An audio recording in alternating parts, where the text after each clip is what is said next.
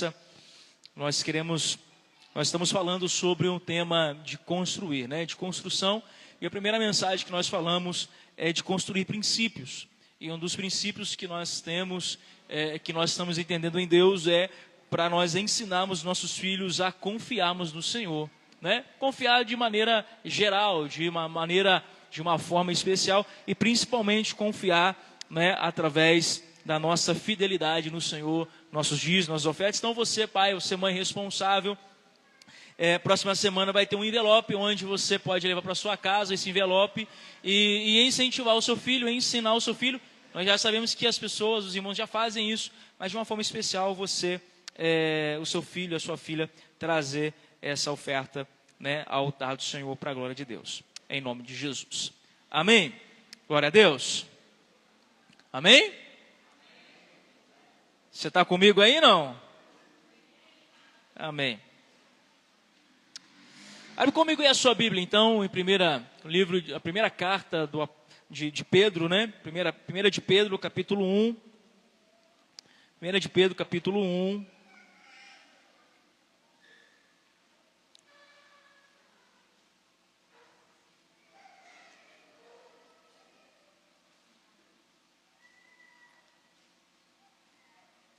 Versículo 23.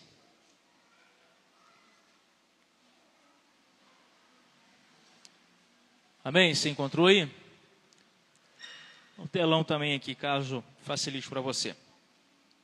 Está dizendo assim, olha: tendo nascido novamente, não de semente corruptível, mas da incorruptível, pela palavra de Deus, que vive e permanece para sempre. Amém? Pai, essa é a tua palavra. Pedimos que o Senhor fale no nosso coração, pedimos que o Senhor ministre o nosso coração, pois queremos ouvir a tua voz, queremos saber para onde o Senhor quer nos apontar, qual é a direção que o Senhor tem para nós, qual é o caminho a trilharmos, Senhor. Então, que o Senhor possa nos conduzir mais uma vez nesta noite, em nome de Jesus. Amém. Amém. Então, nós temos falado de uma forma especial. O tema da mensagem hoje é: Deus não constrói em uma base de orgulho. Fala comigo: Deus não constrói em uma base de orgulho. Amém? Então o Espírito Santo, ele inicia a obra em nós por meio do seu poder divino. Amém? E aí depois ele continua, né, para aperfeiçoar essa obra em nossa vida. Então o Espírito Santo, ele começa a sua obra em nós, e a partir desse início, a partir desse começo, ele continua a aperfeiçoar a sua obra em nós, né? Então, falamos esses dias atrás que essa obra do Espírito Santo em nossa vida, ela não é de uma maneira única, não é apenas em um dia, é de uma forma gradativa, né? É aos poucos, e na medida em que nós permitimos que ele venha a nos mudar, a nos transformar e a nos reconstruir, né? E formar algo em nós. E aqui Pedro, ele havia declarado, né, que nasceu de novo, não de uma semente perecível ou corruptível, mas de uma forma imperecível, né, por meio da palavra de Deus viva e permanente. E aí então Cristo, ele vem de forma literal, né, literalmente viver em nós por meio de sua vida incorruptível quando nascemos de novo. E aí o apóstolo Paulo ensinou dizendo o seguinte: portanto, se alguém está em Cristo, é uma nova o quê? É uma nova criatura. 2 Coríntios capítulo 5, versículo 17, está dizendo isso, Paulo ensinando sobre isso, né? 2 Coríntios 5, 17 diz assim: e assim, se alguém está em Cristo, é nova criatura. As coisas antigas já passaram, e eis que se fizeram novas, todas as coisas. Então, em outras palavras, significa que quando entregamos a nossa vida a Cristo, passamos por um processo de mudanças. Fala comigo: mudanças. Quando entregamos, nossa, esse mudanças foi top, né? Mudanças. Fala comigo: mudanças. Então, quando entregamos a nossa vida para Cristo, nós passamos por um processo de mudanças, passamos por um processo de reconstrução, por um processo de reforma. Amém ou não? Então entregamos a nossa vida para Jesus, agora Ele começa a mudar alguma coisa dentro de nós, Ele começa nesse momento a nos reconstruir, a nos restaurar, a reformar algo dentro de nós, amém? E então essa reforma começa de uma forma interior, essa reforma começa no interior de cada um. E a pessoa está falando assim, olha, a reforma que Cristo quer fazer na sua vida começa dentro de você, amém? E aí o primeiro ponto que eu queria destacar com você nesta noite é que Deus quer reformar o nosso interior. Você pode dizer isso? Deus quer reformar o meu interior. Então abre comigo aí no livro de Neemias, capítulo 1, versículo 3 em diante. Neemias capítulo 1, versículo 1, na verdade.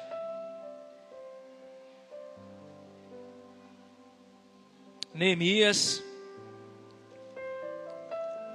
capítulo 1, versículo 1 ao versículo 3. Quem encontrou, dá um glória a Deus aí.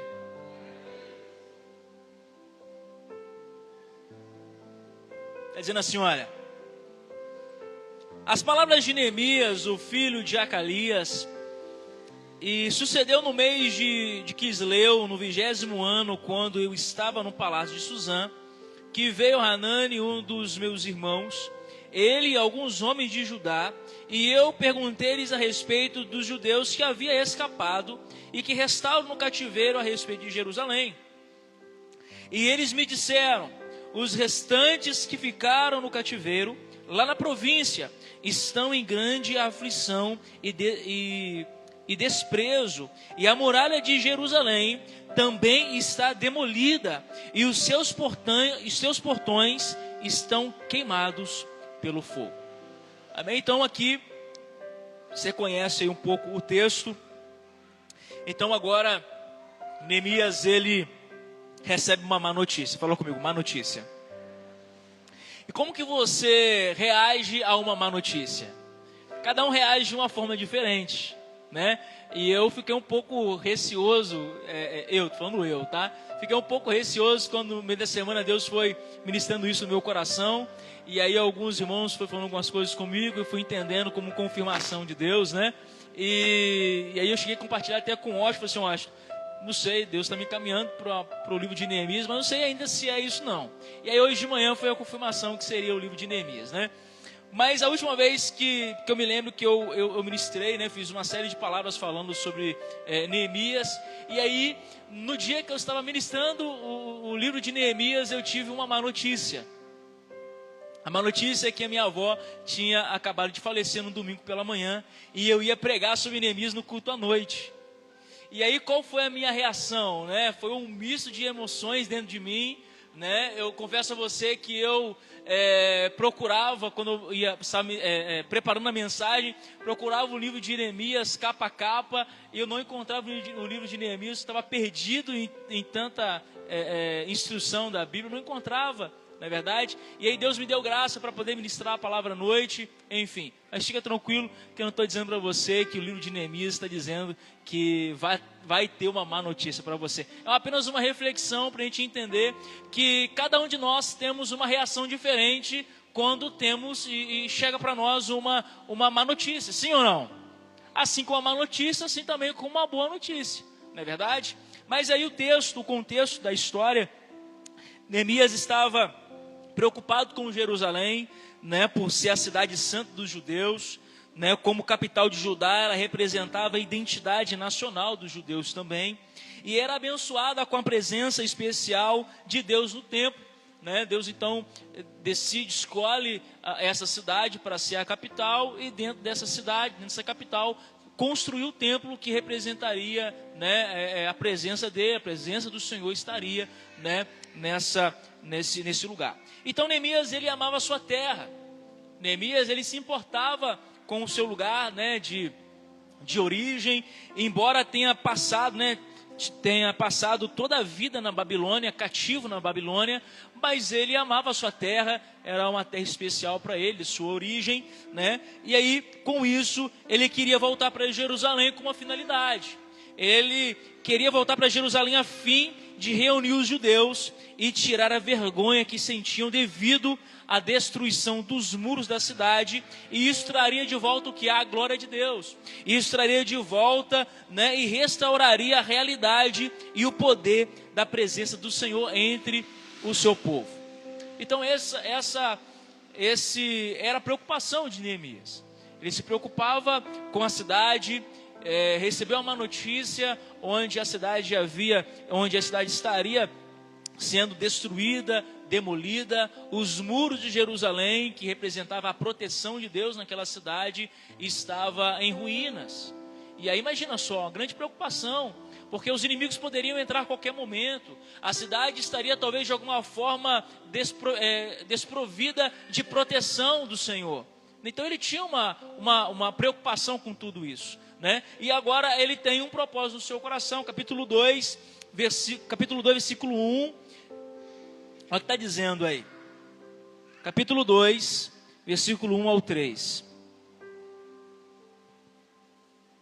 Está dizendo assim, olha: e sucedeu no mês de Nissan, no 20º ano do rei Artaxerxes, que o vinho estava diante dele, e eu apanhei o vinho, Neemias narrando, e dei ao rei. Ora, eu nunca tinha estado triste na sua presença. Portanto, o rei me disse: por que o teu semblante está triste, visto que não estás enfermo? Isto não é nada mais que tristeza de coração. Fala comigo, tristeza de coração. Então eu fiquei muitíssimo temeroso e disse ao rei que o rei viva para sempre, porque o meu semblante não estaria triste quando a cidade, o lugar dos sepulcros dos meus pais, jaz em ruínas e os seus portões estão consumidos pelo fogo. Então, somente até aqui. Então, o rei agora, o rei Artaxerxes, né, que nós lemos aqui, o rei, ele observa Neemias e observa que Neemias não está bem e pergunta: o que está acontecendo, Neemias? Estou vendo que seu semblante está, né, incomum, você nunca esteve triste diante de mim, e o que está acontecendo com você? E eu vejo que é uma tristeza de coração, e aí é algo forte, né? E aí o que eu penso é que era Deus revelando a Neemias o seu interior. O rei fazendo essa pergunta a Neemias, eu entendo que era o próprio Deus usando o rei para revelar para Neemias, para o próprio Neemias, como estava o interior dele, como estava dentro dele. E aí Neemias, então, ele poderia ter sido orgulhoso, né? O rei pergunta para ele: olha, o que está acontecendo, Neemias? Por que você está triste? Vejo que é uma tristeza de coração. E Neemias, ele poderia ter sido muito orgulhoso, dizer o quê? Dar a mesma resposta que muitas vezes alguns de nós, ou muitas vezes todos nós, não sei, damos, né, e possamos dar. Ele poderia dizer o seguinte: não está acontecendo nada não, está tudo certo, não é verdade?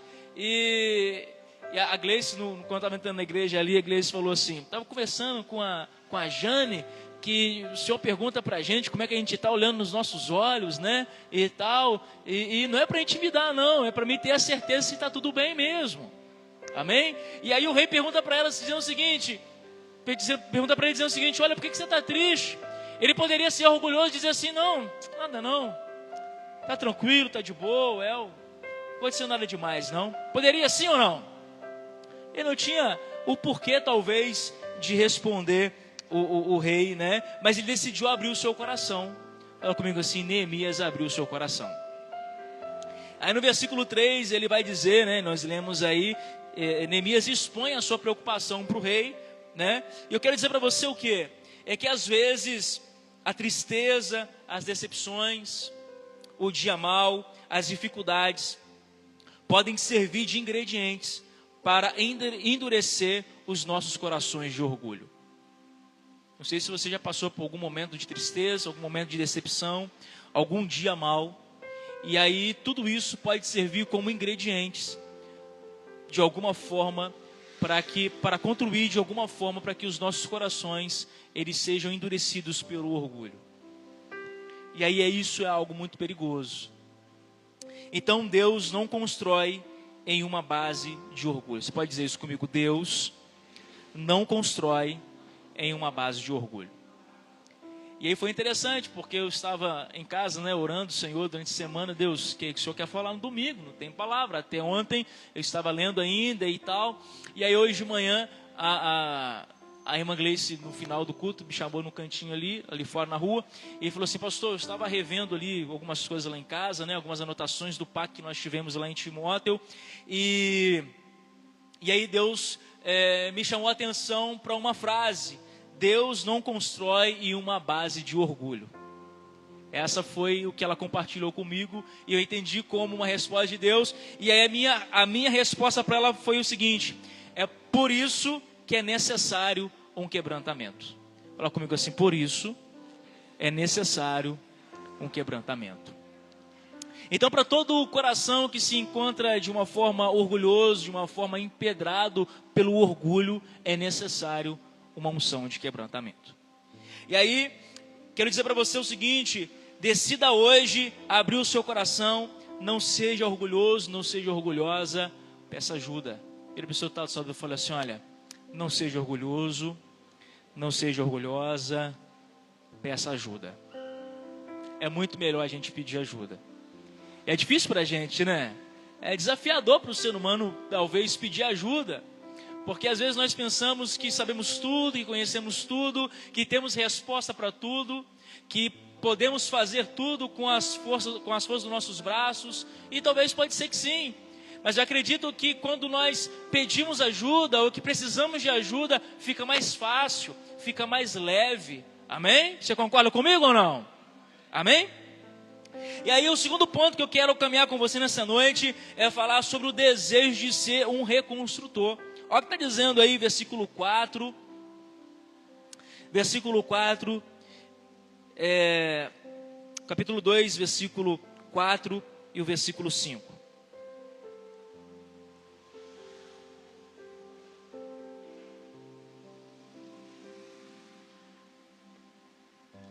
Dizendo assim: olha, então o rei me disse: que me pedes tu?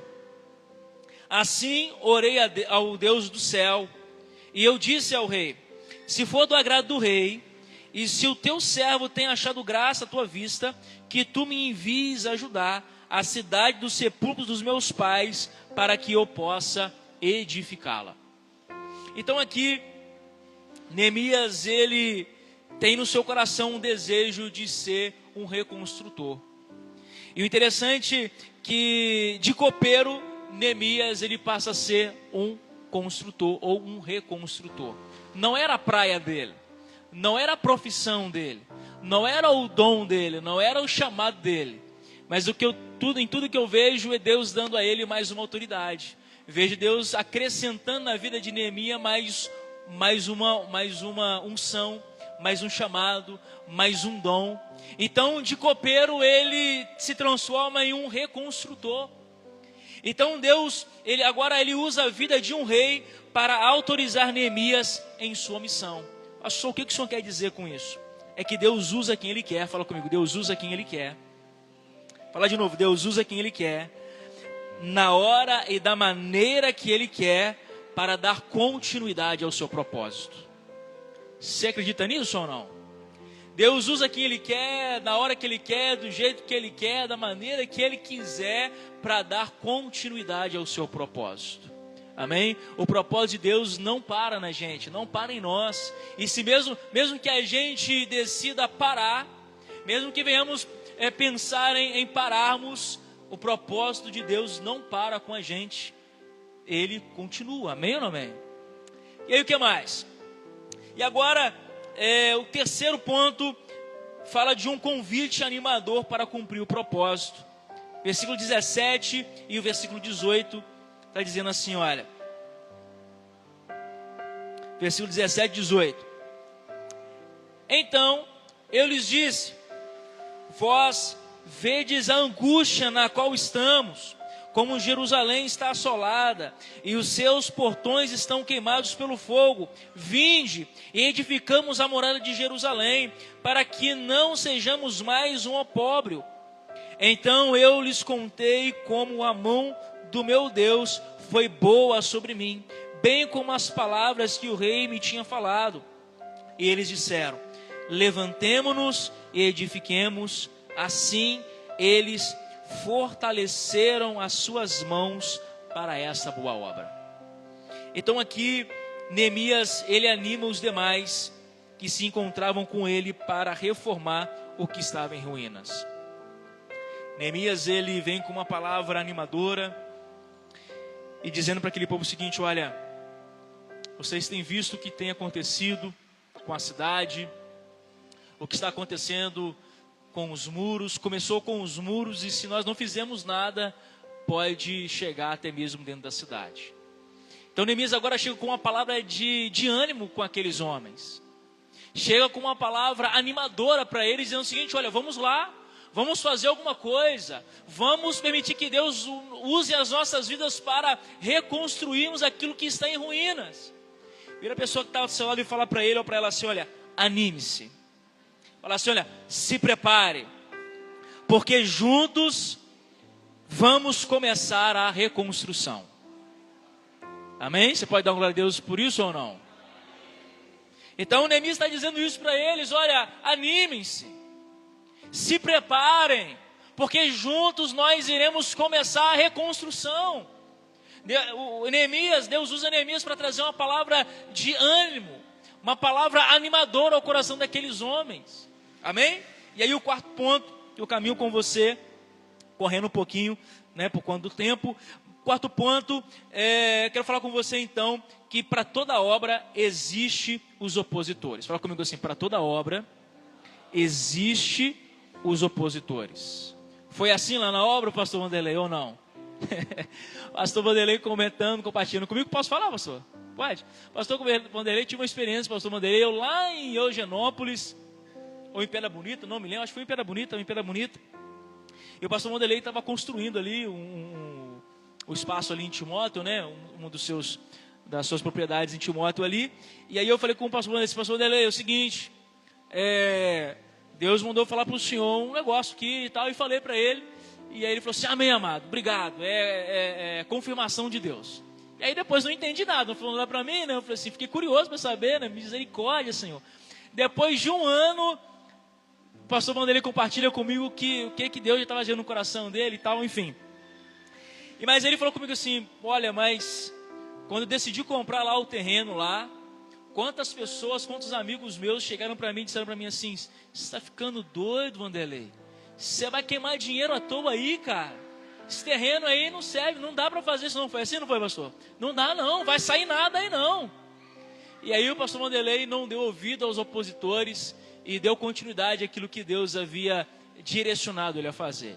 E hoje, para a glória de Deus, está lá o terreno que para muitos não dava em nada. Está lá algumas lojas levantadas para a glória de Deus. Amém? E não é diferente com a gente. Não foi diferente com Neemias. Neemias, ele propõe em seu coração em restaurar os muros de Jerusalém. Anima o povo que estava com ele. E agora, para essa obra, levanta-se os opositores. Fala comigo assim: Sambalate, Tobias e Gesem. Já se apresentaram essas três pessoas para você alguma vez na sua vida, não? Os opositores das nossas vidas, os opositores da obra que o Senhor um dia começou a fazer na minha e na sua vida. E aí, olha o que está dizendo o texto aí, versículo 19 e versículo 20. Capítulo 2, versículo 19 e versículo 20, está dizendo assim: olha, mas quando ouviram isto, Sambalate, o Oronita, e Tobias, o servo amonita, e Gesem, o árabe, riram de nós por escárnio, e nos desprezaram e disseram: que coisa é essa que fazeis? Quereis rebelar-vos contra o rei? Então lhes respondi e disse: o Deus do céu, ele nos fará prosperar, por isso nós, os seus servos, levantaremos e edificaremos, mas vós não tendes parte alguma, nem direito, nem memorial em Jerusalém. Forte a resposta de Neemias para ele, não é verdade? Agora capítulo 4, versículo 1 e ao versículo 3, está dizendo assim: olha, Todavia, sucedeu que quando Sambalate ouviu que nós edificávamos a muralha, ele ficou enfurecido e teve grande indignação e zombou dos judeus. Ele falou diante de seus irmãos e do exército de Samaria e disse: o que fazem estes fracos judeus? Fortificar-se-ão, sacrificarão, acabarão eles em um dia, reavivarão as pedras dos montes de entulho que estão queimadas? Ora, Tobias, o amonita que estava junto a ele, e disse: mesmo que eles edifiquem, se uma raposa subir, ela porá abaixo a sua muralha de pedra. Olha que forte. Aqui nós conseguimos ver o poder de uma palavra, não é verdade? Palavras de desmotivação, palavras que Sambalate, Tobias e Gesem estava liberando sobre aqueles homens, sobre Neemias, e foram palavras de escárnio, foram palavras de deboche, e foram palavras pesadas, foram palavras sérias. E o que ele estava dizendo é o seguinte, que eles disseram, as palavras que eles pronunciaram foi o seguinte: o que fazem esses fracos judeus? Oferecerão sacrifícios aqui? Acabarão essa obra em um dia? Trarão vida às pedras que foram queimadas? E mesmo que eles terminem, mesmo depois de prontas essas muralhas, até uma raposa derruba o que foi destruído. Até um animal, até um bichinho, talvez inofensivo, ao passar sobre essas muralhas, tem a capacidade de destruir, de derrubar essa muralha. São palavras fortes, sim ou não? São palavras desmotivadoras, sim ou não? E se fosse com você essas palavras, você ficaria desmotivada ou serviria de mais motivação para você? Seria um combustível para você ir além, um combustível para você seguir adiante. Então o que Deus está falando comigo, com você nessa noite é: guarde o seu coração e os seus ouvidos. Você pode dizer isso comigo? Eu devo guardar o meu coração e os meus ouvidos. Tem a pessoa que está ao seu lado aí e fala assim: olha, guarde o seu coração e os seus ouvidos. Porque sempre existirá os Sambalate, os Tobias e os Gesems. Sempre vão se levantar os opositores para poder tentar nos desmotivar na obra ao qual o Senhor nos chamou um dia. Amém? E aí, caminhando agora para o quinto ponto, quero falar com você de um tempo de confusão. Olha o que está dizendo aí no versículo 6 ao versículo 8. Versículo 6 ao versículo 8, está dizendo assim, olha: assim nós edificamos a muralha, e toda a muralha se completou até a metade. Fala comigo, até a metade. Porque o povo tinha a mente para o trabalho. Em outras traduções diz que o povo ainda tinha vigor, ainda tinha energia para continuar. E a pessoa está na sala e fala assim: olha, você ainda tem energia para continuar ou não? Porém, sucedeu que quando Sambalate e Tobias e os árabes e os amonitas e os asdoditas ouviram que as muralhas de Jerusalém estavam erigidas ou erguidas e que as fendas começaram a ser fechadas, eles então ficaram muito enfurecidos. E todos juntos conspiraram para vir e lutar contra Jerusalém e impedi-los. Então o texto está dizendo aqui que agora as muralhas estavam sendo reconstruídas até a metade. E o povo ainda tinha energia para continuar a construir, a continuar a reconstruir aquilo que havia sido, aquilo que estava em ruínas. E agora os opositores, sabendo que estava dando certo a obra, que eles ainda tinham vigor para continuar, o que eles fazem agora? Reúnem um bocado de pessoas entre eles para fazer o quê? Para trazer confusão no meio do povo. Fala comigo assim, um tempo de confusão. Olha o que diz aí em Provérbios capítulo 6, versículo 16. 16 ao 19. Está dizendo assim, olha, 6 coisas o Senhor odeia, e a 7ª a sua alma abomina: olhos cheios de orgulho, língua mentirosa, mãos que derramam sangue inocente, coração que faz planos perversos, pés que se apressam a fazer o mal. Versículo 19: testemunha falsa que profere mentiras, e o que semeia discórdia entre os irmãos. Foi exatamente o que estava acontecendo lá no tempo de Neemias. Sanbalate, Tobias e Gesem reúnem alguns dos povos para trazer confusão no meio do povo de Deus. E então é preciso estarmos atentos a este tempo de confusão. Em meio ao tempo de confusão, entro com você no último ponto dessa mensagem, dizer que também é um tempo de vigilância. Fala comigo assim, um tempo de vigilância. Agora do versículo 9 ao versículo 23.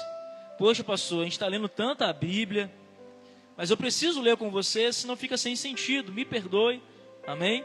Mas eu preciso ler com você. Versículo 9 ao versículo 23. É dizendo assim, olha: todavia nós fizemos a nossa oração ao nosso Deus e posicionamos uma guarda contra eles, dia e noite por sua causa. E Judá disse: já desfaleceram as forças dos acarretadores, e há muito entulho, de modo que não somos capazes de edificar a muralha. E os nossos adversários disseram: eles não saberão nem verão, até que entremos no seu meio e os matemos e façamos cessar a obra. E sucedeu que, vindo os judeus que habitavam entre eles, nos disseram 10 vezes: de todos os lugares tornarão contra nós. Por isso eu pus nos lugares mais baixos, atrás da muralha, e nos lugares mais altos pus o povo segundo as suas famílias, com as suas espadas e com as suas lanças e com os seus arcos. E eu olhava e me lamentava e dizia aos nobres e aos governantes e aos restantes do povo: não os temais. Lembrai-vos do Senhor, que é grande e terrível, e luta pelos vossos irmãos, vossos filhos, vossas filhas, vossas esposas e vossas casas. E sucedeu que, quando os nossos inimigos ouviram que isto era sabido por nós, e que Deus havia transformado o conselho deles em nada, todos nós retornamos à muralha, cada um para o seu trabalho. E sucedeu que, naquele tempo em diante, metade dos seus servos trabalhava na obra, e a outra metade deles tinha as lanças, os escudos, os arcos e as couraças. E os governantes estavam por detrás de toda a casa de Judá. Aqueles que edificavam sobre a muralha, e aqueles que levavam as cargas, com aqueles que carregavam, cada um com uma das suas mãos trabalhava na obra, e com a outra mão segurava uma arma. Fala comigo assim: com uma mão trabalhava e com outra mão segurava a arma. Porque os edificadores, cada um tinha a sua espada cingida ao seu lado, e assim edificavam. E aquele que soava a trombeta estava junto a mim. E eu disse aos nobres, aos governantes, aos restantes do povo: a obra é grande e extensa. Fala comigo: a obra é grande e extensa. A obra é grande e extensa, e nós estamos separados sobre a muralha, um longe do outro. Portanto, no lugar que ouvis o som da trombeta, corrai ali até nós, e nosso Deus lutará por nós. Assim, trabalhávamos na obra, e metade deles segurava as lanças desde o levantar da manhã até as estrelas aparecessem. Até que as estrelas aparecessem. De modo semelhante, naquele tempo, eu disse ao povo que cada um com o seu servo se aloje na parte interna de Jerusalém, para que à noite eles possam ser uma guarda para nós e trabalhem de dia. Assim, nem eu, nem os meus irmãos, nem os meus servos, nem os homens da guarda que me seguiam, nenhum de nós tirava ou trocava as nossas vestes, salvo para que cada um pudesse tirá-las para lavar. Então aqui está um povo que trabalhava na reconstrução, porém armados. A Bíblia está dizendo que eles estavam em todo o tempo vigilantes. A Bíblia está dizendo que eles não trocavam nem a roupa para poder dormir, exceto para poder lavá-las. O povo não trocava a roupa, ia dormir, ficava com a roupa ao qual eles trabalhavam e a mesma roupa que eles estavam prontos para poder guerrear. Porque em algum momento os inimigos poderiam entrar.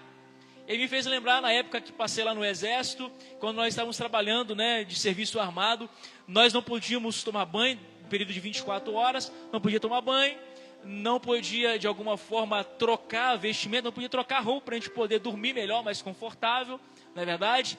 E então tinha que estar pronto, tinha que dormir de coturno no pé. Você já dormiu de sapato no pé? Quem já dormiu de sapato no pé? É bom ou é ruim? É horrível. Aquele negócio incomodando o pé, mas tinha que dormir. Então era o que o Neemias estava querendo dizer. Eles não trocavam nem a roupa para dormir. Dormiam e mais, dormiam com as suas armas do seu lado. Ou seja, deveriam estar prontos para qualquer momento de guerra e de batalha. Eu quero dizer para você que nós estamos trabalhando. Fala comigo assim, nós estamos trabalhando. E não podemos estar dispersos. Nós estamos trabalhando, nós estamos em uma obra, mas nós não podemos estar dispersos. E aí, eu quero te fazer uma pergunta, para nós caminharmos para o fim. Onde estão as suas ferramentas de trabalho? Olha para a sua mão aí, de forma profética. Vê aí se as ferramentas que Deus te deu para o trabalho estão nas suas mãos. E aí o Senhor está perguntando para mim e para você: onde estão as ferramentas de trabalho que um dia Ele te deu? Que ferramenta é essa, pastor? São os dons que o Senhor um dia confiou nas suas mãos. Cadê essas ferramentas de trabalho? Aonde elas estão? Será que estão guardadas em um quartinho? Será que estão guardadas numa gaveta? Será que estão guardadas? Será que deixou de repente cair na beira do caminho? Não sei. E o Senhor está perguntando para mim e para você: onde estão as ferramentas de trabalho que um dia Ele confiou nas suas mãos? E a outra pergunta é: onde estão as suas armas? Olha de novo para a sua mão aí e vê aí. Cadê as suas armas? Cadê as armas que um dia o Senhor também colocou nas suas mãos? Pastor, o que o Senhor está querendo dizer com isso? Quer dizer que não basta termos ferramentas e não ter armas e também não guerrear. Não basta apenas nós termos ferramentas, não basta termos apenas dons, mas temos que ter os dons e temos também que guerrear. Temos também que lutar. Você pode dizer isso para a pessoa que está do seu lado e falar assim: olha, não basta você apenas ter as ferramentas e os dons que Deus um dia te confiou. Você também precisa guerrear. Você precisa também lutar. Você pode se colocar de pé nessa noite?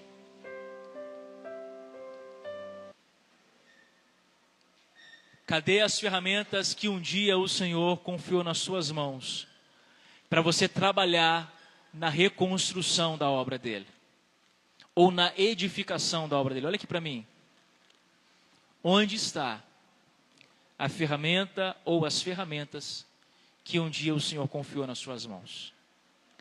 O que você está fazendo com essas ferramentas? Geralmente, quando a gente fica muito tempo sem usar a ferramenta, ela pode enferrujar, né, Jus? Às vezes a ferramenta pode até estragar se a gente não cuida bem, se a gente não utiliza, não sei. Mas o que eu e você estamos fazendo? Pode subir. O que eu e você nós estamos fazendo com as ferramentas ou com a ferramenta que o Senhor um dia confiou nas nossas mãos? E não basta apenas ter a ferramenta, não basta apenas ter os dons, tem que ter as armas, também tem que guerrear. Você tem guerreado? Você tem batalhado? Feche os teus olhos aí.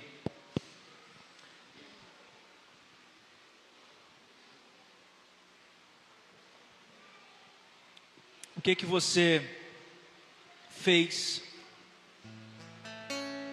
Eu quero insistir em te fazer essa pergunta. O que que você fez ou onde está? Onde estão as ferramentas de trabalho que o Senhor um dia colocou nas suas mãos? Você abriu mão dela? Será que você não quer usar mais essas ferramentas?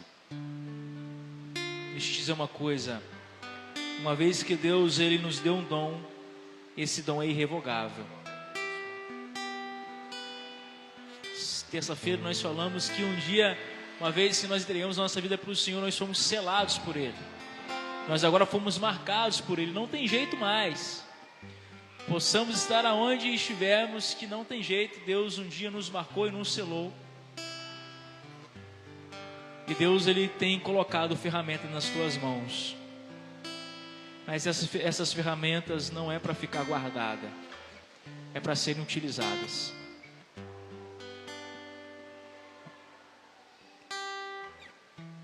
Talvez você encostou ela na sua casa, talvez você encostou ela em algum lugar, e o Senhor está te chamando hoje a você pegá-la novamente.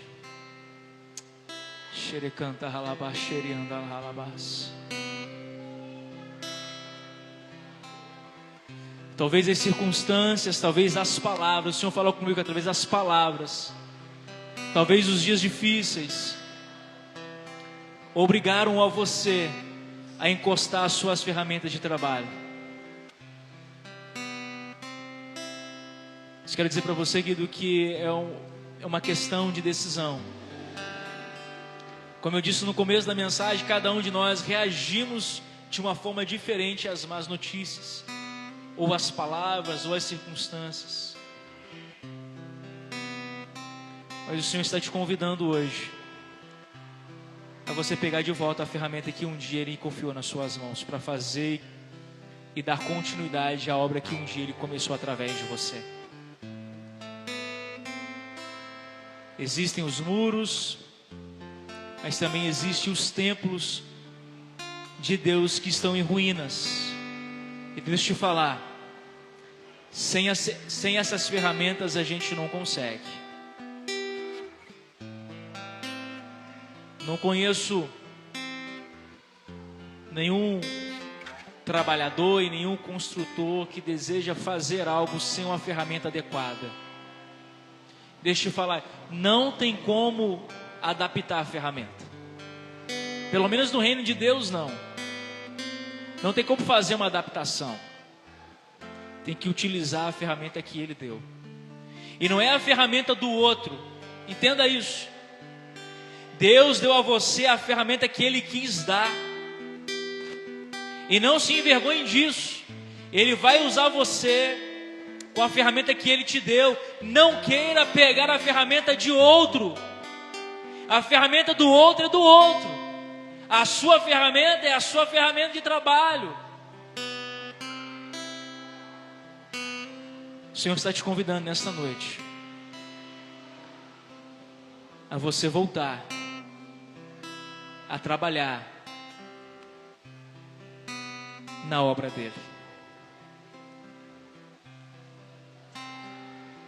Mas talvez para isso você precisa renovar a sua aliança com ele. Eu não quero me estender muito, querido, porque não sou eu, não vai ser por muito eu falar. Mas é na medida que eu e você, nós abrimos o nosso coração e permitimos que o Espírito Santo venha nos convencer. Então, se você não permitir o Espírito Santo de Deus convencer você, quem dirá eu? Quem sou eu para te convencer? Se o meu e o seu coração estiver fechado para o Espírito Santo, quem dirá para o homem? Se você deseja nesta noite renovar a sua aliança com o Senhor Jesus e pegar de volta as ferramentas que um dia você deixou encostada, sem utilidade alguma.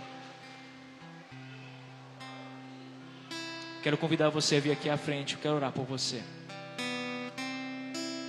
Você que deseja renovar a sua aliança com o Senhor. Você que talvez um dia se afastou por algum motivo. Não importa qual motivo, não estou aqui para ser o seu juiz. O que mais importa é que o Senhor marcou esse tempo, esse momento e essas horas para dizer a você que Ele está te chamando a voltar, a trabalhar com as ferramentas que Ele te deu na obra que um dia Ele começou. Cadê você, Neemias? Cadê você? Você deseja nessa noite? A tua palavra escondi, guardada no meu coração,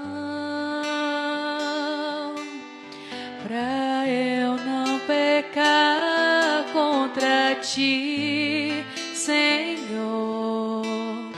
A tua palavra escondi,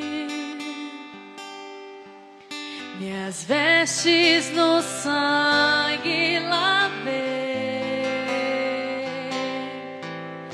e das tuas águas bebi, pra ser uma oferta agradável a ti, minha vida a ti consagrei. Aleluia. Meus dons e talentos são pra te Aleluia. servir. Meus dons preciosos são teus. Não vejo razão da minha vida sem ti.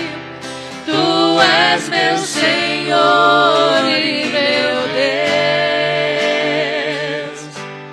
Assim como o fogo refina o ouro, Vem tua obra em mim completa, até que o mundo possa ver tua glória em meu rosto brilhar. A tua palavra escondi, guardada no meu coração, pra eu não pecar contra ti, Senhor. A tua palavra escondi, minhas vestes no sangue lavei,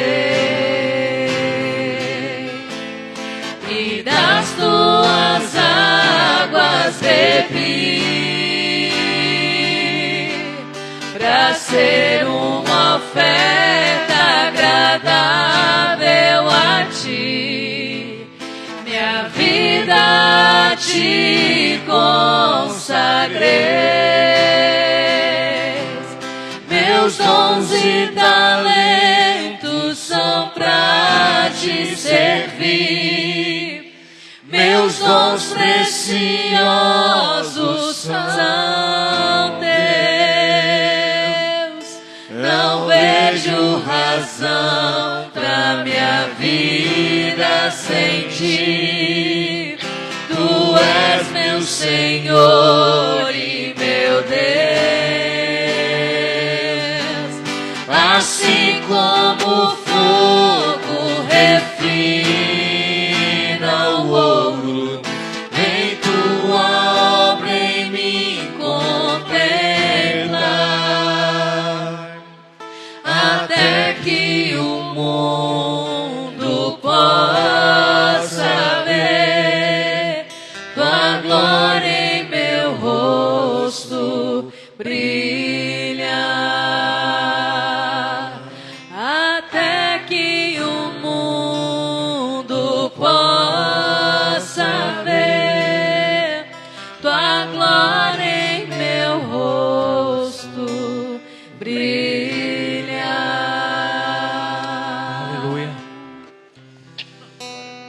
Você deseja entregar a sua vida para Jesus, e a partir daí o Senhor começar a mudar algo em você, reconstruir algo em você, e aí Ele dá a você ferramentas para que você também possa trabalhar no reino dEle. Você deseja entregar a sua vida para o Senhor Jesus, deseja renovar a sua aliança com Ele. Quero convidar você. Tem alguém nessa noite? Se tem, eu quero orar por você. Tem alguém? Não? Amém. Você possa ter liberdade no Senhor. Quero orar com você, mas com a convicção de que eu fui um instrumento de Deus nessa noite para transmitir ao seu coração uma resposta de Deus para a sua vida, daquilo que o Senhor talvez já estava gerando no seu coração e que você precisava de uma resposta dele. Deus te deu ferramentas e não foram para ficar paradas, é para nós utilizarmos para a glória dele, para o louvor dele. Pai, nós te louvamos nesta noite por todas as coisas. Muito obrigado, Jesus. Obrigado pela tua palavra. Obrigado porque um dia o Senhor confiou em nós dons e talentos. E como diz a canção, são para que servir. Os dons e talentos que o Senhor nos deu não foi para servir o diabo, não foi para servir o inferno, foi para servir exclusivamente ao Senhor. Os dons e talentos, as ferramentas que o Senhor nos deu, não foram feitas para ficarem paradas, não foram para ficarem, Senhor Deus, de alguma forma inutilizadas. Então nesta noite eu quero liberar uma palavra de ânimo sobre a vida dos teus filhos, que você possa, em nome de Jesus, pegar de volta as ferramentas, e não só as ferramentas, mas também como as armas de guerra. Trabalhe naquilo que o Senhor te chamou para trabalhar. Esteja vigilante e guerreie em todo tempo. Em nome de Jesus. Abençoa a sua vida, abençoa a sua noite, sua restante de noite, abençoa a sua semana, que você possa ter uma semana abençoada, próspera, produtiva no Senhor. Se você tem um contrato, se você precisa fechar um negócio essa semana, eu libero para a glória de Deus. Se você precisa vender, eu libero as vendas para a glória de Deus. Se você precisa comprar, eu libero a compra para a glória de Deus. Eu abençoo a sua semana para a glória do Senhor, em nome de Jesus. Vá em paz, forte abraço, em nome de Jesus. Você pode aplaudir o Senhor mais uma vez, hein? Meus dons e talentos só pra te servir, meus dons preciosos.